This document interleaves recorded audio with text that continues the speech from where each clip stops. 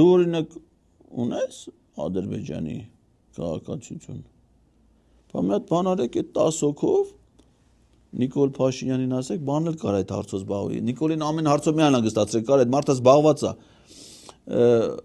Արմեն Գրիգորյանին ասեք, ինքը Հիկմետ Հաջիևի հետ նորմալ հարաբերություններ են։ Հաջիևը Ալիևին կասի մի հրամանագրով 10 հատ էլ կստանաք Ադրբեջանի քաղաքացիություն։ Կազմակերպի Պետրոս։ Դու Արմեն Գրիգորյանի համարը կունենաս, չէ՞, զանգի կանչում ես հարցազրույցների բան։